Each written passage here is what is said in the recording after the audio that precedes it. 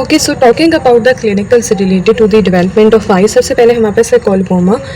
अब बेसिकली क्या होता है कि किस वजह से ये डेवलप होता है कि अगर जो कोरॉइड फिशर है उसकी क्लोजर ना हो ड्यूरिंग 7th वीक, बेसिकली क्या होता है कि इस जो कोरॉइड फिशर है उसकी क्लोजर हो जाती है। लेकिन अगर इसकी क्लोजर नहीं होती और ये परसिस्ट करता है ये फिशर, तो इसकी वजह से एक क्लेफ्ट सा जो है वो रह जाता है और ये क्या बनाता है, कोलोबोमा। ठीक है, सो बेसिकली जो ज़्यादातर क्लेफ्ट देखा जाता है वो in the region of iris या आइरिस में देखा जाता है, तो हम इसको क्या कहते हैं, कोलोबोमा आइडिटिस। ठीक है, इसके अलावा ये एक्सटेंड कर सकता है to the ciliary body and retina and optic nerve तक भी ये क्लेफ्ट यानी बेसिकली जो क्लेफ्ट फॉर्मेशन हो सकती है वो इन स्ट्रक्चर्स को भी इन्वॉल्व कर सकती है, वहाँ का भी कोलोबोमा हो सकता है। सो बेसिकली तो एक यही रीज़न है कि परसिस्ट कर रहा है और उसका बैकग्राउंड ये होता है कि अक्सर देखा गया है कि जो PX2 जीन्स है involve in the closure of the choroid fissure, उसकी म्यूटेशन हो जाती है जिसकी वजह से ये क्लोज नहीं कर पाता और ये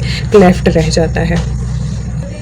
Then we have an important clinical that is detachment of retina। तो ड्यूरिंग डेवलपमेंट क्या हो रहा होता है कि रेटिना की दो लेयर्स होते हैं। एक आउटर लेयर है जिसमें सिर्फ एक चीज़ है, pigmented layer of the retina, और न्यूरल लेयर्स होती हैं, इनर न्यूरल लेयर्स होती हैं जिनमें फर्दर जो है वो 9 लेयर्स देखी जाती हैं हिस्टोलॉजिकली जैसे हम पढ़ते हैं। ठीक है, तो अब क्या होता है कि ये दो लेयर्स होती हैं, आउटर और इनर लेयर, और इनके दरमियान एक स्पेस होती है, इंट्रा रेटिनल स्पेस। ठीक है, देन ये स्पेस ऑब्लिटरेट हो जाती हैं और ये जो हमारे पास आउटर और इनर लेयर्स हैं ये फ्यूज़ कर जाती हैं आपस में। ठीक है, और पूरा का पूरा ये रेटिना का स्ट्रक्चर बन जाता है।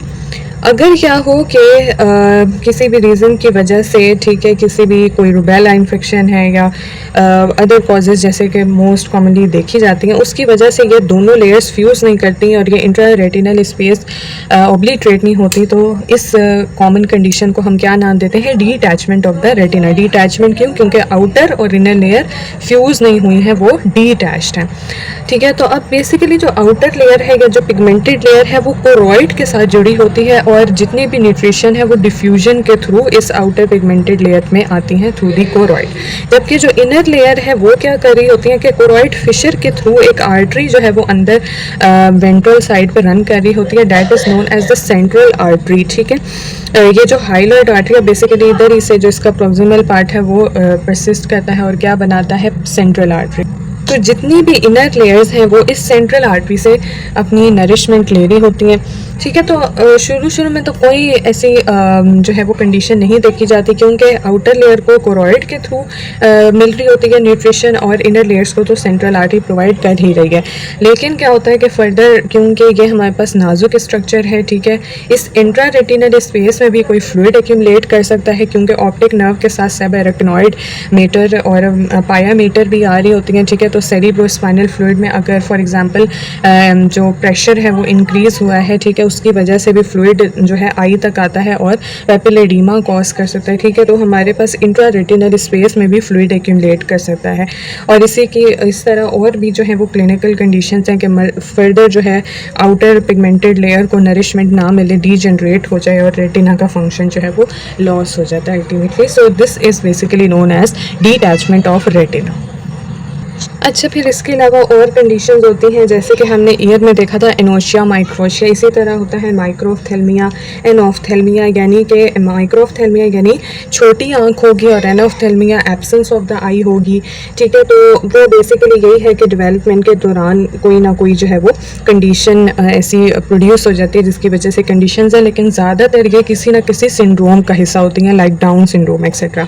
और इसी तरह एक हमें ये फिगर नज़र आ रही है जिसमें इसकी एक आंख है, इसको हम कहते हैं साइक्लोपिया। ठीक है, और साइक्लोपिया जो है वो बेसिकली होलोप्रोइंसेफली का पार्ट होती है जिसमें बेसिकली जो टीलेनसेफ्लॉन की प्रॉपर डेवलपमेंट नहीं हो पाती है। ठीक है, और मिड लाइन स्ट्रक्चर्स फ्यूज़ कर जाते हैं और इस वजह से एक आंख जो है वो बनती है, इसे हम साइक्लोपिया कहते हैं। और नोज़ की भी अब नॉर्मल डेवलपमेंट होती है, इसको हम प्रोबोस्किस कहते हैं। ठीक है, तो एक ये कंडीशन हो गई है। इसके अलावा कुछ कंडीशंस हो सकती हैं लाइक कंजेनिटल एफेकिया जिसमें एब्सेंस होता है लेंस का, और कंजेनिटल एनीरीडिया जिसमें एब्सेंस होती है आइरिस का। तो बेसिकली इसमें भी जो एक जीन है PAX6 उसकी म्यूटेशन की वजह से इन स्ट्रक्चर्स की जो है वो एब्सेंस होती है, ये स्ट्रक्चर्स बन नहीं पाते हैं।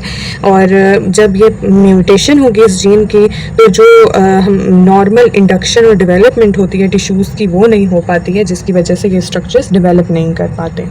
ओके देन ड्यूरिंग डेवलपमेंट एक मेम्ब्रेन बनती है, इरिडोप्यूपिलरी मेम्ब्रेन। ये मेम्ब्रेन है which is interior to the lens, ठीक है। और फिर इससे और दो अदर सोर्सेज होते हैं जिससे मिल के जो है वो कॉर्निया बनता है, ठीक है। देन फर्दर ये वाली जो मेम्ब्रेन है ना, ये बारीक सी ये हो जाती है ऑब्लिटरेट, ठीक है। अगर ये परसिस्ट करती है तो इस तरह की कुछ कंडीशन आती है कि in front of the pupil web like strands नज़र आते हैं, ठीक है। तो ये web like strands persistent iridopupillary membrane को रिप्रेजेंट कर रहे होते हैं। और अभी एनीरीडिया की बात की थी तो ये है एनीरीडिया, ठीक है। अब इसमें किस तरह पता चल रहा है कि पूरी की पूरी आँख जो है वो काली है, ठीक है।